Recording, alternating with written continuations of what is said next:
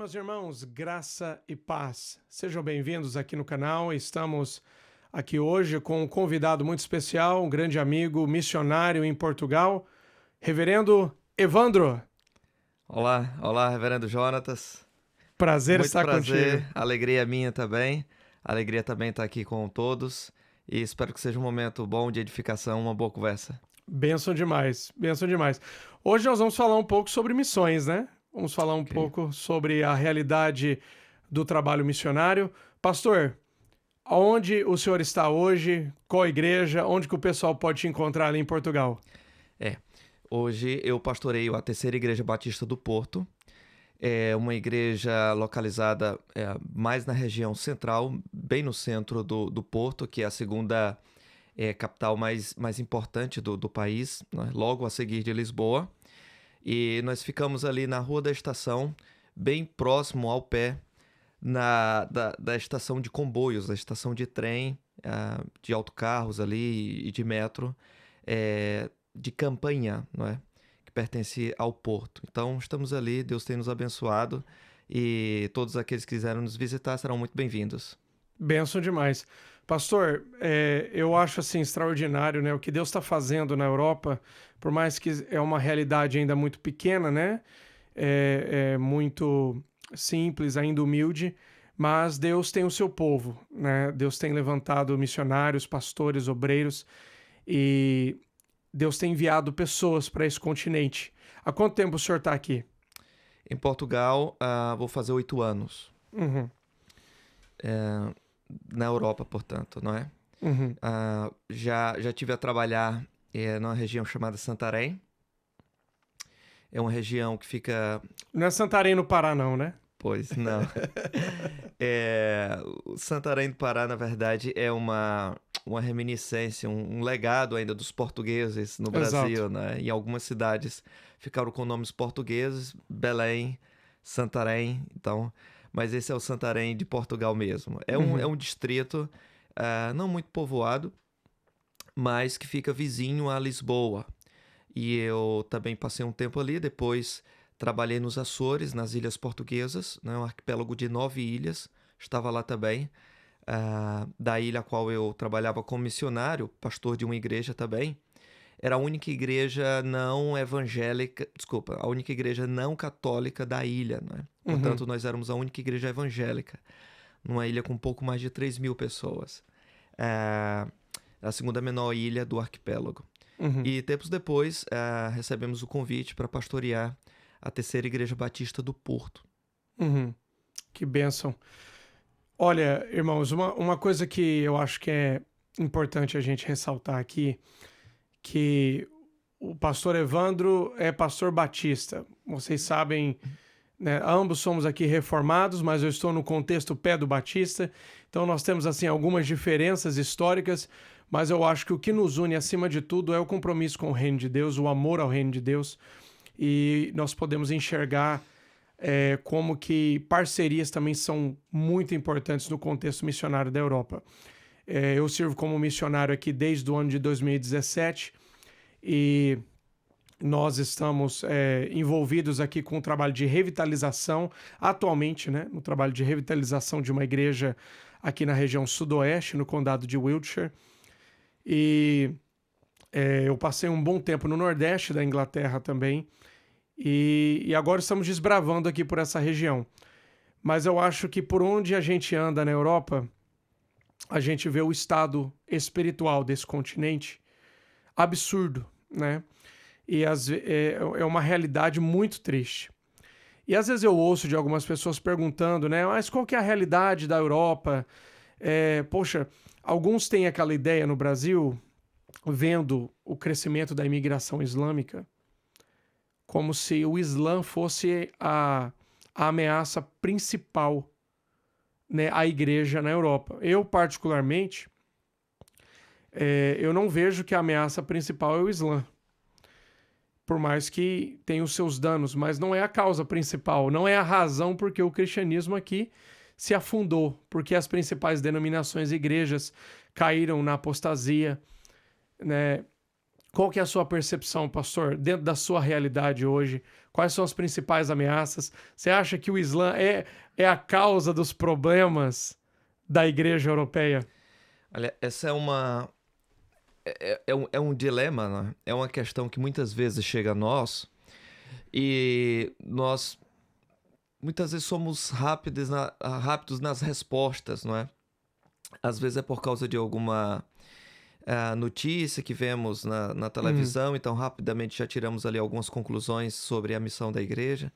Mas o fato é que quando nós estamos aqui, é que nós temos em loco uma percepção mais exata das coisas, né? Exato. E eu entendo que o islamismo é um problema no sentido missiológico, Uhum. mas o desafio maior é o pós-cristianismo na Europa. Exato. Na Inglaterra, o pós-cristianismo, que experimentou a reforma de uma forma muito intensa, avivamentos. E em outras partes da Europa, como por exemplo o sul da Europa, que é onde eu estou, que a reforma não chegou lá e foram países que nunca experimentaram o avivamento. A reforma basicamente ficou estancada na França, depois da morte ali dos huguenotes, não é? Então, Portugal e Espanha nunca experimentaram uma... Itália também, né? Itália também. Nunca experimentaram a força evangelística do protestantismo como este lado aqui da Europa. E o que nós temos em Portugal e aqui nas Ilhas Britânicas é o pós-cristianismo, mas de uma forma diferente, eu percebo. Aqui é um pós-cristianismo após a chegada do protestantismo. Lá é um pós-cristianismo depois do catolicismo, não é? Exato. Mas é pós-cristianismo da mesma maneira, é ceticismo da mesma maneira.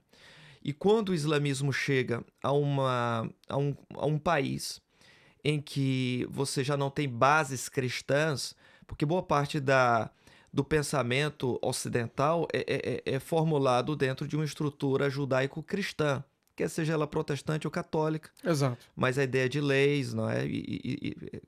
Tudo isso, quando é demolido pelo pós-cristianismo, o secularismo, né? A ideia de que Deus não é necessário para as nossas vidas, não é necessário para o pensamento, para a formação de uma sociedade. Quando essas coisas estão alicerçadas no país, tudo aquilo que vem depois já não encontra mais nenhuma base de resistência. Então o islamismo ele encontra um vácuo. A verdade é essa. Exato. Né? E a causa para o crescimento do islamismo na Europa não é só a imigração, nós sabemos, é a conversão também. Uhum. Né? E essa conversão... O senhor tem visto esse contexto de conversão em Portugal? Eu tenho visto o contexto de conversão, não de pessoas necessariamente que chegam a Portugal e começam com esse entendimento missionário a favor do islamismo, mas eu sei de pessoas na Europa que mesmo à distância, eles já se tornam convencidos do islamismo, né? Mas não só do islamismo, o hinduísmo também que tem crescido por aqui, outras religiões mais do misticismo oriental. Uhum. E mesmo à distância, independentemente de imigração, eles já estão convencidos para isso. Então, quando o muçulmano está em loco, chega ao país, eles já estão muito abertos a isso. Uhum. Não é? A imigração só revela uma característica, uma fenda que está aberta e que é preenchida. Uhum. Eu não entendo que seja a causa principal. Sim. Uma das coisas que eu percebo aqui no contexto já inglês, e aqui nós vemos, irmãos, uma realidade de países que teve uma tradição cristã muito forte, né? Uma cosmovisão cristã forte no seu aspecto de leis, na cultura.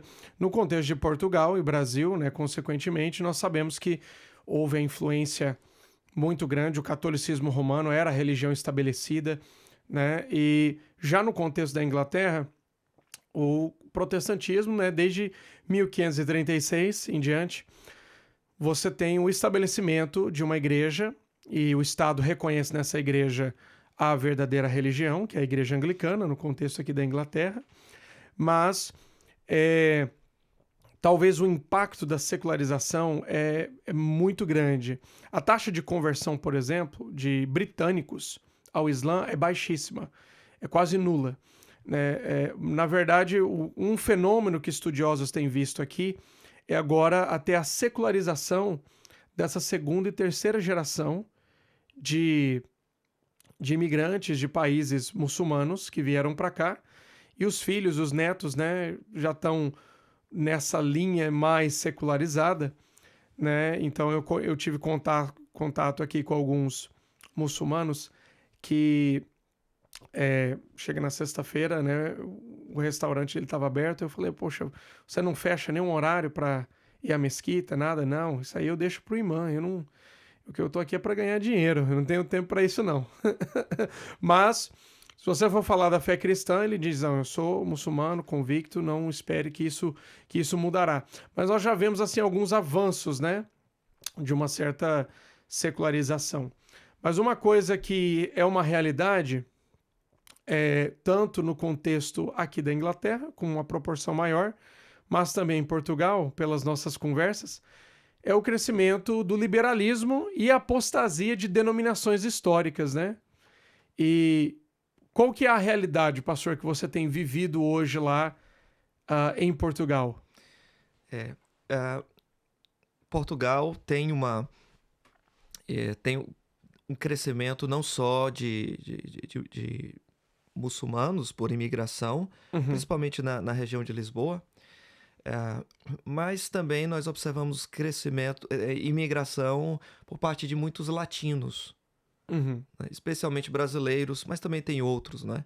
Na nossa igreja, por exemplo, nossa igreja ela é etnicamente multicultural, etnicamente. E na nossa igreja, por exemplo, nós temos ucranianos, colombianos, há venezuelanos lá que sempre chegam. Além de brasileiros e portugueses, nós temos africanos também. Mas uma coisa que eu tenho observado é que nessa onda de imigração tem um crescimento de igrejas étnicas também. Igrejas étnicas. E essas dão origem a novas denominações, muito parecido com o que acontece no Brasil. Geralmente são igrejas carismáticas ou coisas assim. Algumas igrejas históricas, como batistas, por exemplo, eu falo dentro da minha tradição teológica, muitas vezes têm absorvido esses valores da cultura brasileira em termos de eclesiologia, culto e até mesmo algumas crenças assim. Exato. Em muitas outras denominações históricas, entretanto, nós vemos o abrandar ou o abandonar da antiga tradição teológica. Por exemplo, em Portugal nós temos igrejas metodistas, anglicanas, luteranas. Boa parte dessas igrejas, eu posso dizer a maioria, elas são ecumênicas. Algumas delas são mais abertas para alguma agenda mais progressista. Então, elas abandonaram a fé dos pais, não é? A sua abordagem antiga, e boa parte disso é influência do liberalismo que vem desde a Alemanha, também dentro da Europa, e que chega até Portugal. Tá? Então, o secularismo, ele começa na cátedra, não é? Ele começa nas universidades, ele vai até a sociedade, ele se espalha, chega até as igrejas, as escolas. O secularismo, o abandono do cristianismo não poupa ninguém. Muitas vezes igrejas estão cheias disso, né? Em que Deus não é mais necessário para explicar as coisas, e mesmo igrejas cristãs abandonam suas antigas crenças para ter uma abordagem mais social acerca da fé cristã. Então, isso é algo que nós observamos também no sul da Europa, especialmente em Portugal. O senhor enxerga que há um crescimento, uma tendência de secularização no contexto católico romano também? Sim, certamente. No Brasil, antigamente falava-se da teologia da libertação, né? Depois o nome mudou-se para a teologia da missão integral, que em geral é abraçado por evangélicos da América Latina, mas na Europa cria-se no mesmo evangelho social, não mais com o nome Teologia da Libertação, mas a ênfase no aspecto mais horizontal da fé cristã e de agora pouco contato com o caráter sobrenatural, mesmo dentro do catolicismo, isso é uma coisa cada vez mais frequente. Dá para observar secularismo, sim, entre padres, dá para observar secularismo na forma como a igreja tem expressado publicamente suas opiniões sobre questões éticas, políticas, não é? Então, no meio dessas controvérsias, a igreja, ela ultimamente não se expressa com tanta força, ou muitas vezes com omissão, ela prefere não dar opinião, quando antigamente isso era uma coisa muito taxativa. A Igreja Católica Romana, ela se opõe a essa determinada agenda mais moderna. Hoje nós não observamos mais isso. Eu acho que também há uma influência, querendo ou não,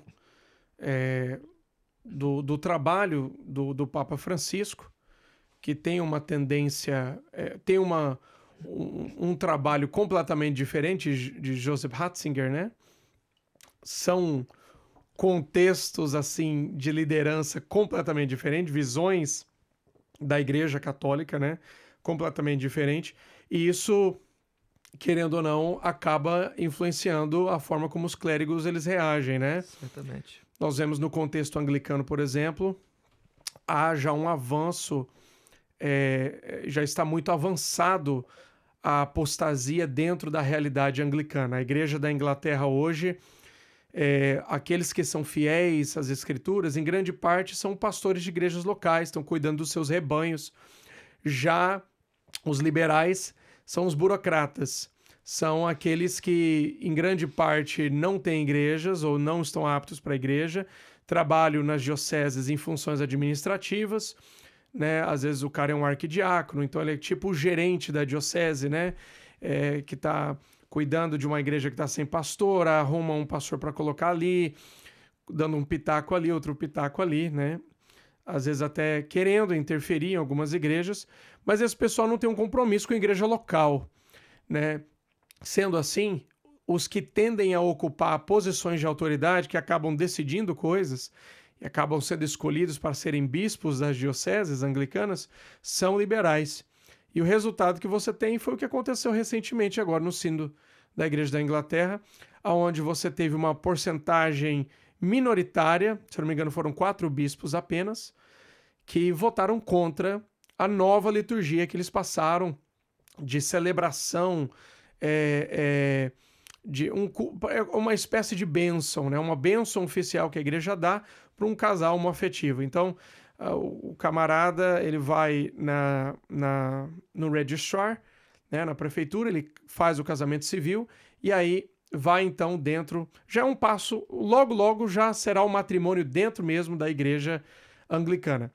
38 bispos votaram a favor, 4 votaram contra. Inclusive, uma bispa, né, que foi uma das que votou contra. Mas, assim, é uma coisa absurda ver como isso avançou.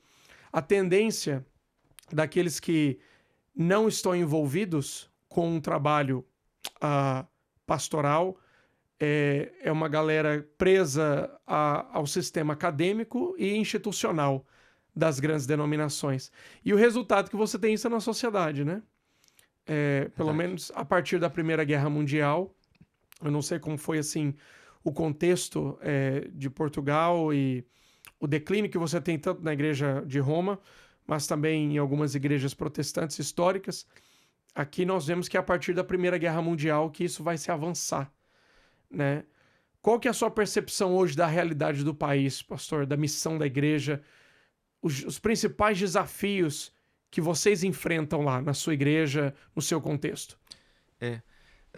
No nosso contexto, né, essa onda de secularização, ela chega muito forte, dá para perceber, após o regime de Salazar. Portugal já passou por uma ditadura, não é? Muitos países da Europa já passaram por ditaduras, né? Já por algum regime totalitário mais ou menos brando. Exato. Então, a resistência à ditadura salazarista, não é? Através daquilo que foi chamado Revolução dos Cravos, foi promovida essencialmente por partidos de viés mais de esquerda. Então, esses partidos, eles ficaram com uma fama de alguém muito preocupado com o social, com o pobre e contra o totalitarismo. A resistência ao totalitarismo ela é boa, ela é positiva, sim, mas muitas vezes quem está envolvido naquilo nem sempre tem boas intenções. Então, o que nós observamos muitas vezes são pastores que têm uma visão muito romântica acerca da derrubada do regime salazarista e de quem conquistou isso e acaba se abrandando, não é? Para determinada posição política que é um pouco mais à esquerda e esquecendo os elementos negativos, né, desse viés de esquerda que pode entrar numa igreja cristã. Então, muitas vezes, o que nós observamos numa igreja são cristãos que não têm dificuldade nenhuma em votar em um partido anticristão, um partido de esquerda, né? Simplesmente porque... Partido Comunista Português. Um Partido Comunista Português, enfim, um bloco de esquerda, um partido, o PS, porque simplesmente foram partidos que têm um lastro anterior de resistência ao totalitarismo, né?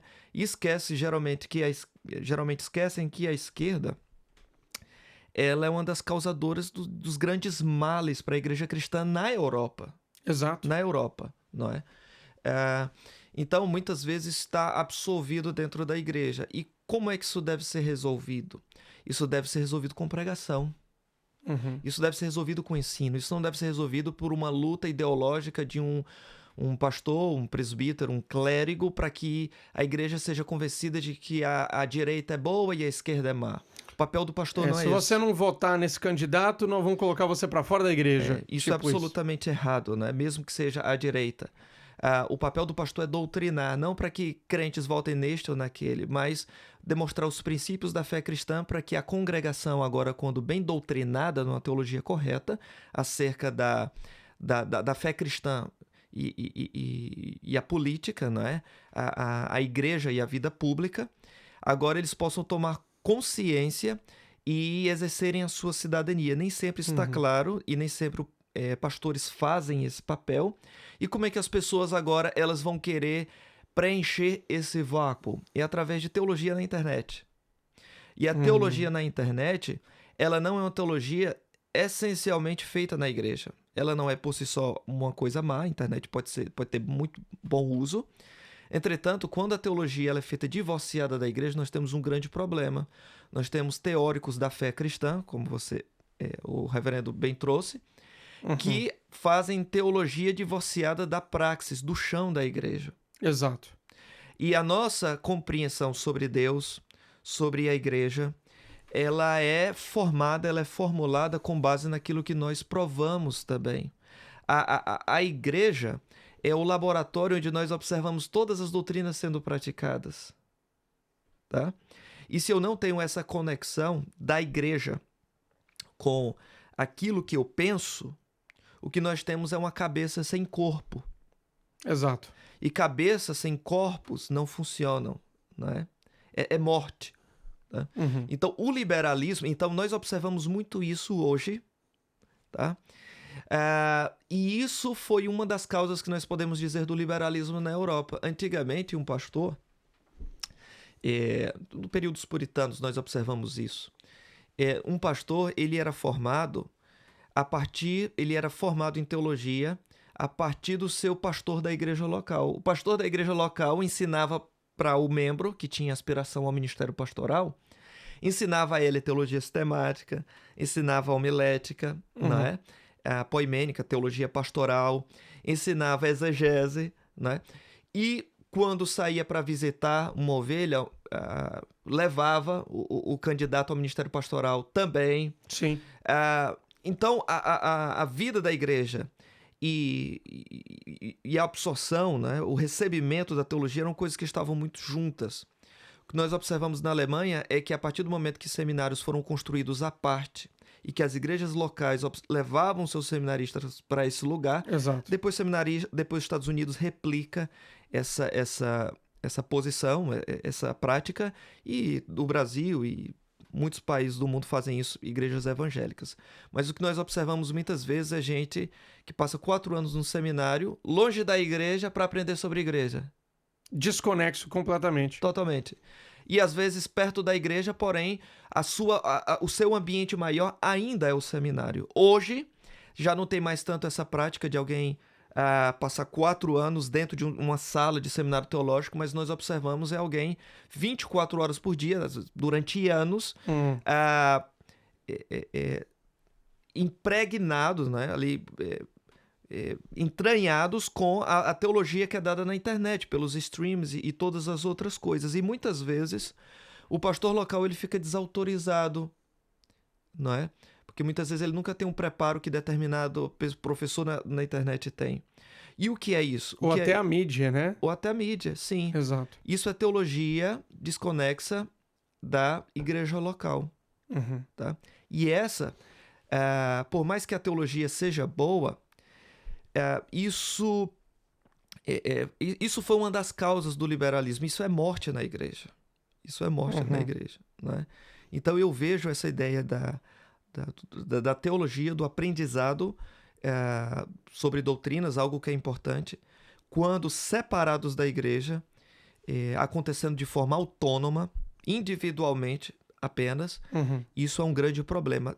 Posteriormente, aquela igreja vai ficar secularizada, vai ter novas divisões, não vai ter alguém que se submete a um ministério pastoral piedoso, às vezes de um homem de Deus simples, e o que nós temos ali é uma série de consequências ruins, como nós já observamos isso na Europa, não é? E eu tenho uma das coisas que eu sempre falo para seminaristas, né, pessoas que eu tenho oportunidade, pessoas que estão começando no ministério, que eu tenho oportunidade de conversar, que eu trato sempre com muita desconfiança o que a gente pode chamar de os teólogos de internet. Né? E o que eu quero dizer com isso? O teólogo de internet, ele é aquele personagem que ele está totalmente desconexo da realidade da igreja local. O trabalho dele é voltado só para produzir conteúdos voltados a polêmicas, até porque se você vai tratar uma teologia mais séria, mais profunda, não é algo que você tem uma grande visibilidade. O interesse é muito pouco. Agora você começa a tratar de polêmicas, ainda mais na nossa cultura brasileira, o povo quer ver o circo pegar fogo, né? Então, quanto maior a polêmica, maior, digamos assim, é a comoção, né? Nós tivemos, assim, um debate recente no nosso contexto do Brasil relacionado a um determinado ministro que foi convidado a ministrar em uma conferência, e isso se extrapolou, o debate se extrapolou de tal forma que chegou a veículos de comunicação seculares de alcance nacional e internacional, e basicamente assim, a gente lavando roupa suja na casa dos outros, né, em público, para todo mundo ver, né? Então eu acho que a igreja hoje, a gente precisa entender não só as raízes, foi isso que o senhor falou, não só as raízes teológicas, né, o pensamento crítico, o questionar a palavra de Deus, que tudo isso acontece no contexto acadêmico dentro dos seminários, mas há um fator muito gritante que é o fator prático, o fato de que essas pessoas estão desconexas. Eu vivi isso aqui na Inglaterra, pertencia a uma denominação que historicamente era uma denominação confessional, uma denominação séria, fruto de um grande avivamento da fé reformada aqui no século XVIII, e passou o tempo, os líderes da instituição, totalmente desconexos da igreja local, inaptos para liderar uma igreja local, mas liderando uma denominação, né?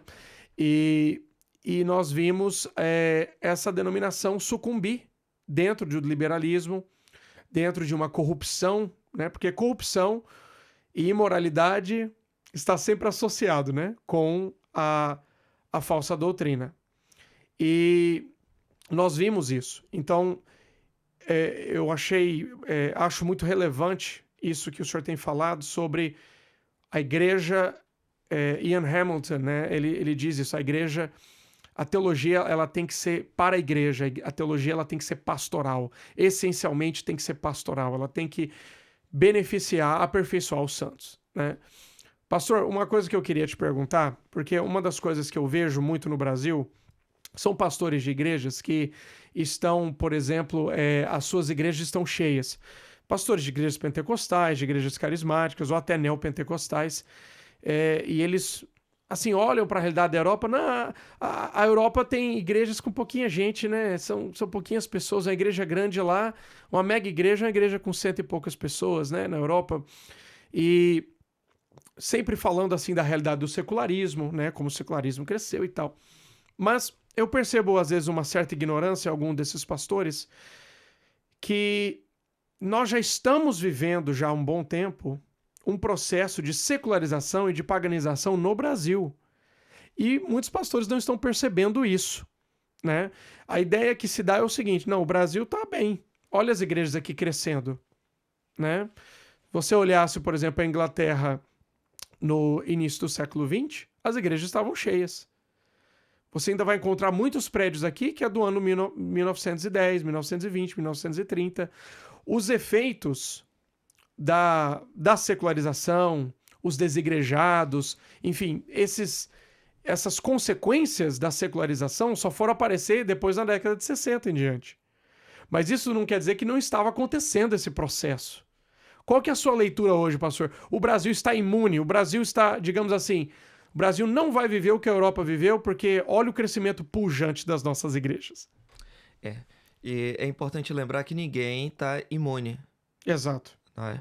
Ninguém está imune. Eu creio que a Europa é um exemplo negativo do que pode acontecer em qualquer país influenciado pelo protestantismo. Mesmo que tenha experimentado avivamentos, vários avivamentos, ainda assim não está imune. E é difícil a gente dizer se o Brasil já experimentou um avivamento. Ora, se um país que o protestantismo foi tão forte e que experimentou tantos avivamentos verdadeiros de Deus, poderosos, obra do Espírito Santo, ainda assim sucumbiu ao secularismo e ao liberalismo, como hoje nós vemos, igrejas fechadas, catedrais lindas fechadas. E demorou muito tempo para isso acontecer, né? Exatamente.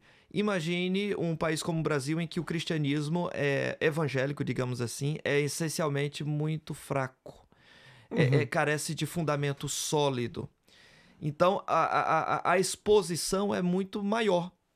É muito maior. E nós já observamos indícios disso. Nós observamos, por exemplo, ministros que falam abertamente, sem nenhum problema, de que defendem um tipo de universalismo, né?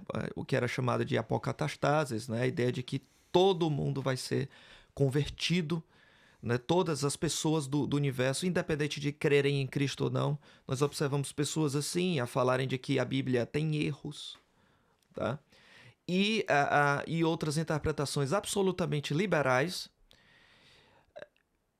porém que ainda permanecem na denominação. Tranquilamente. Isso acontece entre os batistas do Brasil. Tá? Quando nós estamos a lutar pela fé cristã, e alguns dizem, olha, mas isso é um detalhe, isso é algo pequeno e que não deve ser levado com tanto peso assim. Nós não precisamos ser tão hipercríticos, tão detalhistas, tão precisos na nossa fé, exatos. Mas é importante lembrar que a apostasia de uma igreja ela não começa de forma escancarada e densa. Ela começa com abrir mão dos pequenos princípios. Nós que estamos a lutar por coisas que aparentemente são pequenas, nós não estamos a lutar por coisas pequenas. Nós sabemos que isso é um monstro depois que cresce e devora a igreja. Tá? E nós observamos isso no Brasil. No Brasil, nós já observamos secularismo. Nós já observamos características de um período em que o Brasil provavelmente enfrentará, em que as pessoas não acreditarão mais naquilo, porque outrora era muito místico, provou-se que era falso, então a fé cristã já não vai ter mais relevância.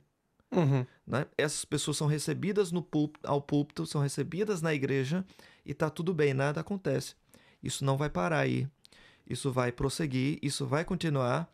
E depois de um tempo, as pessoas elas vão colher os frutos amargos. Né?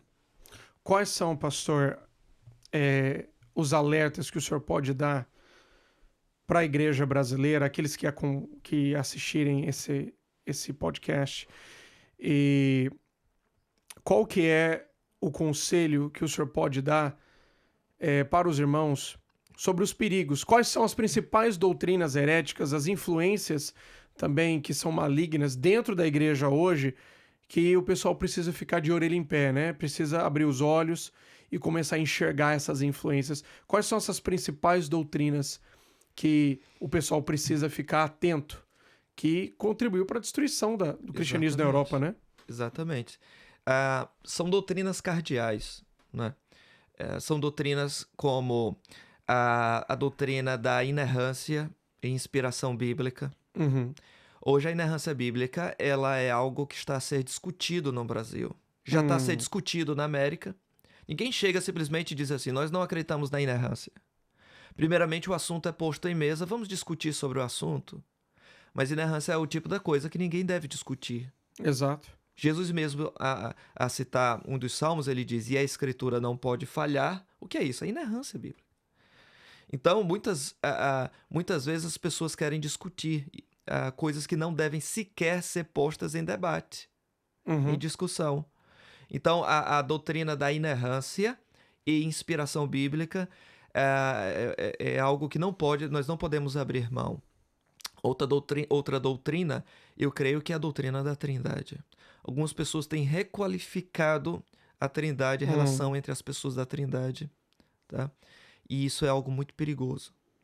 Eu creio também que a escatologia ela é importante para nós identificarmos o tipo de ortodoxia que uma determinada pessoa tem.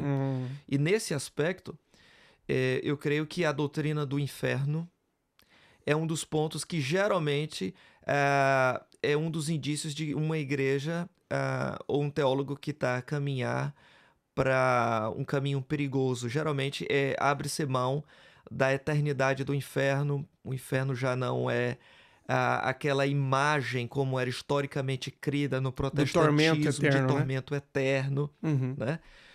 Vamos redefinir o que é inferno. Então, isso nós já observamos com clareza. E também dentro da eclesiologia, a necessidade de nós termos uma igreja em que os santos, os crentes, possam estar ali presentes para assistirem um culto, serem edificados pela igreja, ouvirem do próprio pastor da igreja local. Tudo isso é importante. Isso não é algo secundário, terciário. Ninguém está aqui a discutir, não é? Como supostamente diziam-se que os escolásticos durante a Idade Média ficavam a debater horas sobre quantos anjos cabiam na cabeça de um alfinete.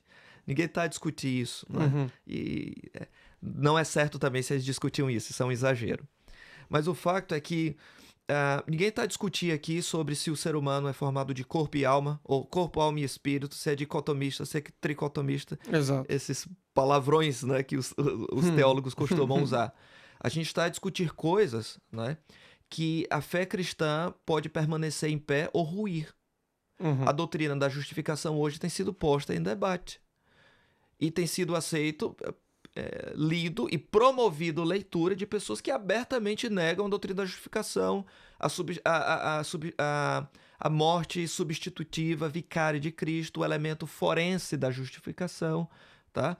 E pessoas têm redefinido isso e está tudo bem. Livros estão sendo publicados. Publicados e lançados por editoras evangélicas, tá? Pessoas que não creem num Adão histórico, no sentido de que ele e Eva eram únicos seres humanos do mundo daquela época, mas havia primatas. Que de fato viveram, existiram. Isso, mas que havia primatas, havia hominídeos, né? E Adão e Eva, e um processo evolucionário antes de Adão e Eva ali, e tudo isso sendo promovido, publicado, e tá tudo bem. Isso é o princípio de um monstro que vai crescer e vai devorar. O liberalismo, ele nunca... ele é insaciável. O liberalismo ele nunca para como se apresenta no início. Tá? Nós não estamos a lutar pela fé nas pequenas coisas. Nós sabemos onde isso vai dar, porque a história comprova onde isso vai dar. Sim. Não é? Então é importante ter isso bem em mente. A doutrina da Bíblia, não é? Inerrância e inspiração bíblica. Sim. A doutrina do inferno são indícios, quando alguém abandona essas doutrinas, são indícios de que ela já está a caminhar para um declínio complicado. A doutrina da justificação pela fé, tá? Eu acredito que esses são os 3 destaques assim mais claros hoje. Uhum. Esses são pontos, pastor, que são, acho que, fundamentais. As pessoas que são mais leigas nesse assunto, elas precisam começar a mover-se da sua ignorância para um conhecimento mais robusto da sua fé. E eu digo de crentes da igreja, pessoas que não necessariamente são chamados ao ministério ordenado, mas o crente ele precisa conhecer a verdade de Deus. Ele precisa crescer na verdade de Deus. E a igreja tem o seu papel de o ministro da igreja de aperfeiçoar os santos no serviço da obra de Deus, no conhecimento de Deus, mas o crente tem a sua responsabilidade pessoal diante de Deus de crescer no conhecimento da palavra.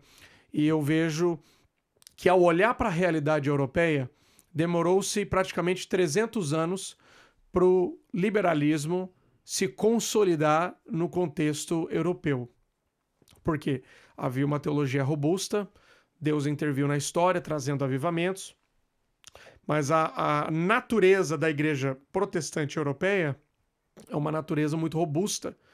A reforma não aconteceu debaixo de experiências. Aconteceu com base no entendimento do conhecimento da revelação de Deus, que é as Escrituras. O retorno às Escrituras, a autoridade e suficiência das Escrituras. O que foi debatido muito pelos reformadores ingleses era quem era a autoridade final em matérias de fé na igreja.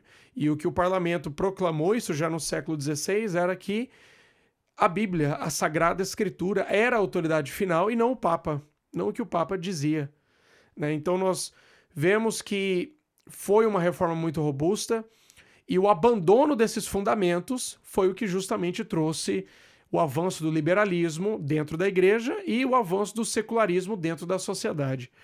E o que diremos então, pastor Evandro, para a igreja brasileira, que teve o seu crescimento, né? Meu avô, que foi um ministro do evangelho, fala da época em que os cristãos eram 3%, isso na década de 50, né? Então, hoje, o que dizem que há 60 milhões de evangélicos no Brasil, 35%, né, a 40% da população seria evangélica. Isso o IBGE agora inclui uma quantidade agora de desigrejados dentro dessa equação, né? Então, mas nós vemos que, em grande parte, foi um movimento, um crescimento muito rápido. Podemos dizer que, em alguns casos, houve um inchaço de igrejas, não um crescimento, um inchaço.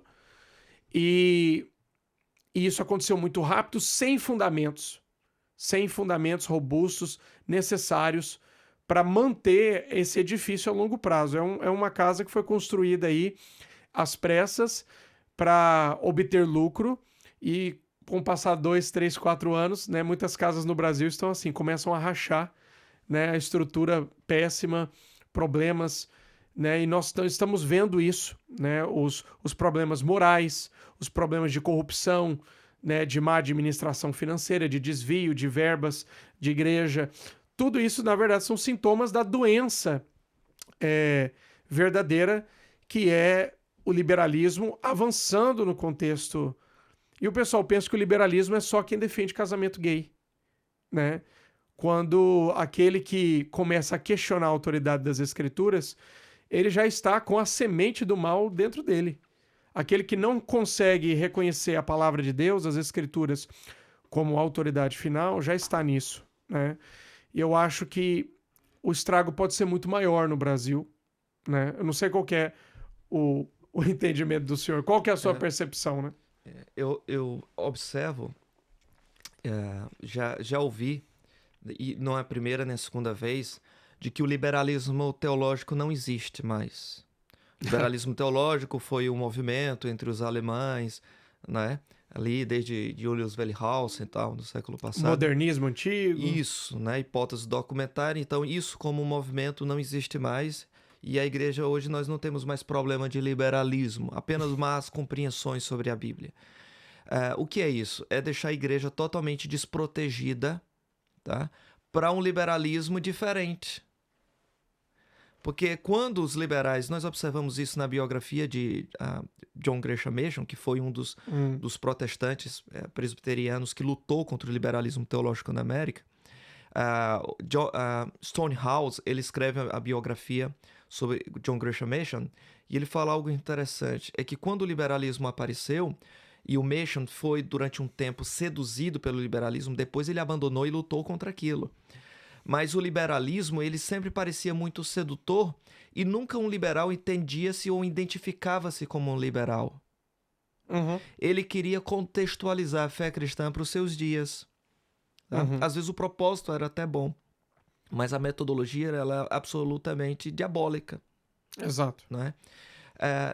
O que nós observamos isso hoje no Brasil, eu posso dizer também na Europa, é que quando nós entendemos que o liberalismo nunca vai nos atingir, nós estamos absolutamente desprotegidos.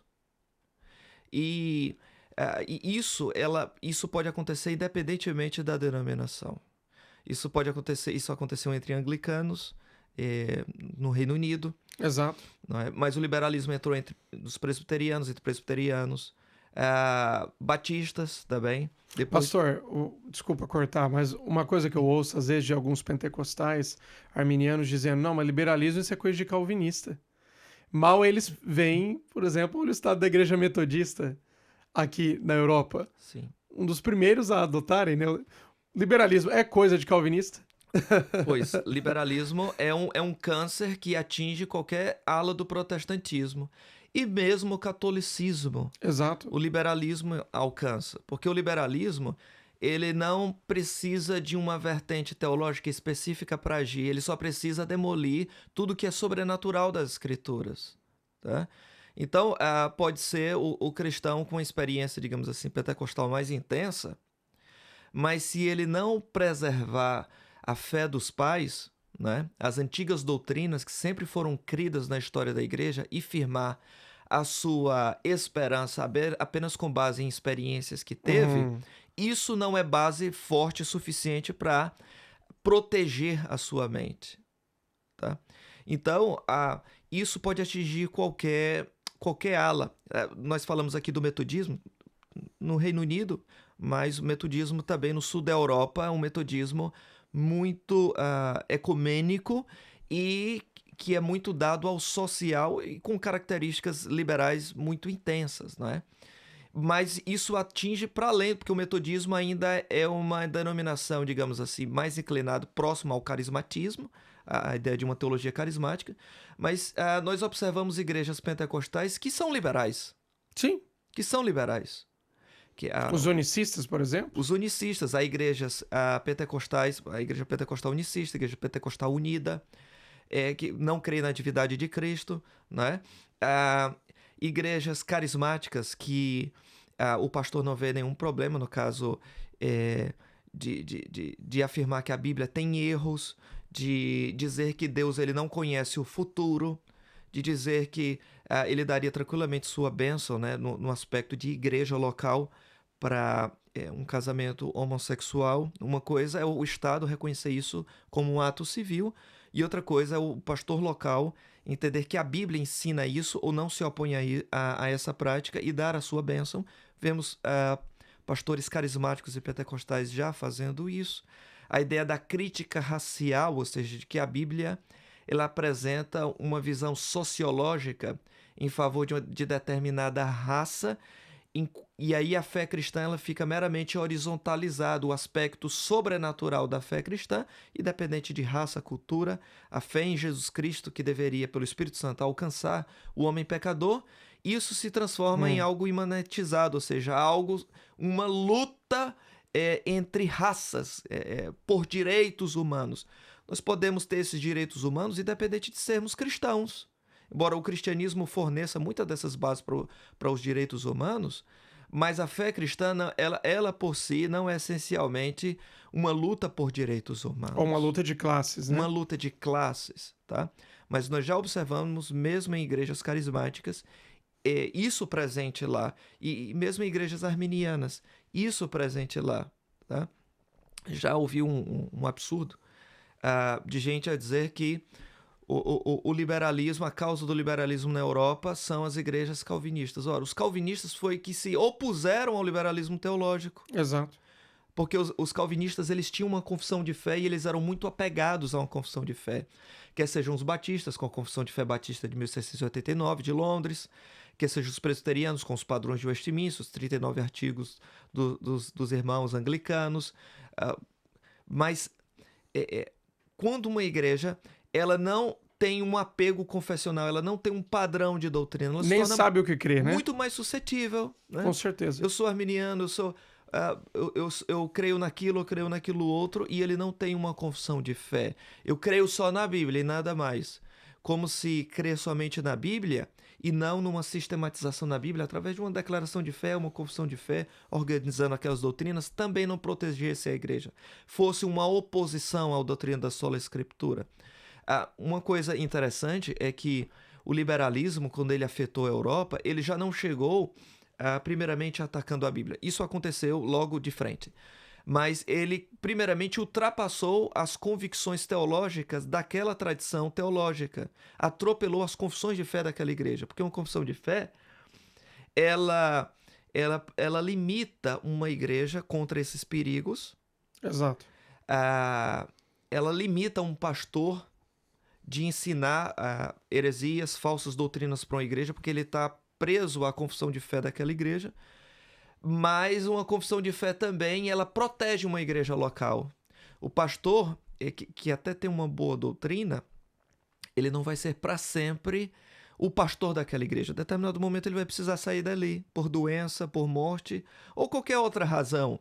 Uhum. Aquela igreja não vai ficar sempre bem protegida por aquele homem de Deus.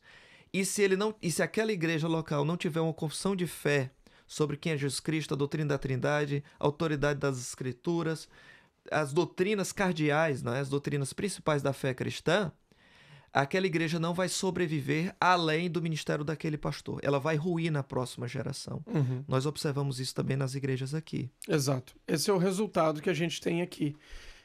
O que as pessoas não conseguem, às vezes, entender é que foi justamente o abandono destes padrões confessionais, essas doutrinas basilares da fé cristã, que resultou no estrago que vemos hoje. Não foi a presença de doutrina, mas foi justamente o abandono dessas doutrinas que resultou o caos que estamos vivendo hoje. Eu acho que o nosso alerta aqui que podemos deixar é que a igreja, tanto no Brasil como aqui na Europa, a igreja do Senhor Jesus Cristo, em sua manifestação visível, né, os crentes em todos os lugares que confessam Jesus como Senhor, possam de fato batalhar pela fé que uma vez foi dada aos santos. Não é só maravilhoso vermos a igreja cheia de pessoas, isso é maravilhoso, mas o objetivo, a vontade de Deus é que eles chegam ao pleno conhecimento da verdade. E é o que Deus espera das nossas igrejas. E nós temos percebido muito saindo de igrejas neopentecostais ou igrejas ultrapentecostais que dão uma ênfase mais exacerbada em dons e manifestações do que o ensino das Escrituras. E essas pessoas estão saindo em busca de igrejas históricas, igrejas reformadas. E esse é um fenômeno que vai continuar crescendo. Eu vejo até uma intervenção de Deus nisso, tanto para corrigir alguns irmãos pentecostais que não têm dado uma ênfase nas Escrituras, como também para preservar a vida e os crentes que estão, às vezes, sinceramente convertidos, chamados por Deus, mas estão em uma igreja sendo defraudados da palavra de Deus, defraudados do ensino das Escrituras. E eu acho que nós, como ministros, como obreiros e como igreja do Senhor Jesus, como pertencentes da Igreja de Cristo, nós temos uma responsabilidade na nossa geração de batalhar pela fé que foi dada aos santos e de fazer o que está ao nosso alcance para garantir que as futuras gerações vivam debaixo desta mesma fé que foi uma vez por todas entregue a nós nas Escrituras. Pastor, suas considerações finais para a gente encerrar esse bate-papo abençoado. Eu quero agradecer a oportunidade de ter esse momento com todos e dizer que nós nunca podemos baixar a guarda. A fé cristã, ela foi dada por Deus, mas é dever de cada cristão guardar a fé. Tá? Nós nunca podemos entender que a vitória já está conquistada e que a Igreja de Cristo nunca vai entrar em declínio. Nós devemos voltar à fé dos nossos pais, que os reformadores acreditaram, né? O que os puritanos acreditaram, grandes homens de Deus na história da Igreja, né? Charles Spurgeon, George Whitefield, Andrew Fuller e tantos outros defenderam a fé cristã contra excessos, contra o avanço do liberalismo, principalmente Spurgeon, podemos dar um exemplo, tanto o avanço do liberalismo nos seus dias. Sim. Sempre o chamavam de fundamentalista, de alguém que era muito preciso, exato desnecessariamente, e o que nós observamos em tempos depois, em Londres, é exatamente aquilo que Spurgeon tinha dito que ia acontecer. Exato. Não é? Então, nós precisamos manter a guarda, tá? Voltar para a antiga fé dos nossos pais. Doutrina boa é doutrina antiga. Tá? E quanto mais próximo da Escritura, nós devemos nos apegar mais ainda. Nós devemos evitar qualquer tipo de abordagem à Escritura, à fé cristã, doutrinas caras para nós, de forma revisada. Vamos ressignificar o nome disto. Então, isso é muito perigoso, devemos evitar. Sempre é uma nova revelação, sempre é um novo entendimento. Um novo entendimento, não é? Um update, não é? Um update é uma forma mais generosa de entender a ortodoxia, não é? Mais atualizada, tá?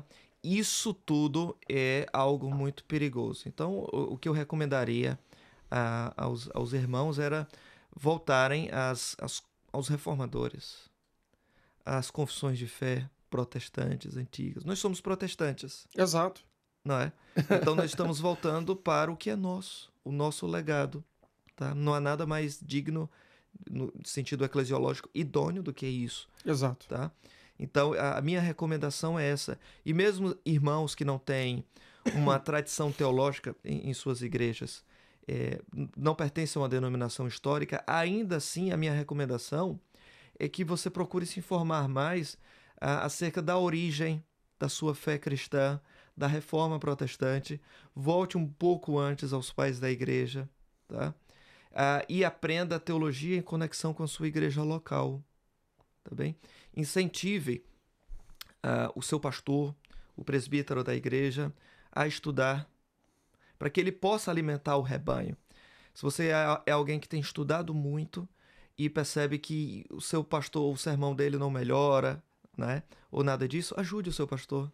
Compre livros para ele. Compre livros para ele, ajude, envie ele para uma conferência, tá? Ajude ele a melhorar, a desenvolver mais a forma como prega, tá? E todo o rebanho vai ser abençoado. Compre livros, pague conferência para ele, porque isso tudo vai voltar para a igreja. Se a igreja economiza nestas coisas, a igreja vai sofrer, tá? Claro, depois que você comprar livro e o sermão não melhorar, peça os livros de volta. Não é? Não é? Mas o caminho é por aí. Investir na área da pregação na igreja, e isso é um dever não só do pastor, é de toda a igreja. Isso é algo que é um compromisso de um crente saudável, né? Então essas são as minhas recomendações, digamos assim. Amém. Benção demais. Queridos, nós estamos chegando ao final desse bate-papo abençoado. Esse aqui foi um grande alerta, um alerta missionário sobre o liberalismo e o secularismo que tem avançado não só aqui na Europa já há muito tempo, mas avança no Brasil rapidamente. Nós, como igreja, temos uma responsabilidade a cumprir. R.J. Rushdoony, ele diz que o liberalismo teológico nada mais é do que o secularismo em linguagem religiosa. É o ateísmo, é o questionamento, né, de doutrinas fundamentais, da divindade de Cristo, da doutrina da Trindade, da autoridade e suficiência das Escrituras. É esse secularismo em linguagem religiosa. E a igreja precisa despertar para essa realidade. Nós temos uma responsabilidade como igreja, irmãos, de pregar o evangelho, de sermos fiéis às Escrituras. Que Deus nos guarde, que Deus nos preserve e que possamos continuar batalhando pela fé que uma vez foi dada aos santos. Se você foi abençoado, compartilhe essa reflexão, esse vídeo com outras pessoas. O canal está aqui embaixo, né? Compartilhe também o conteúdo que temos disponibilizado para vocês. Que Deus os abençoe, em nome do nosso Senhor Jesus Cristo. Fique na paz. Obrigado, pastor. Deus abençoe.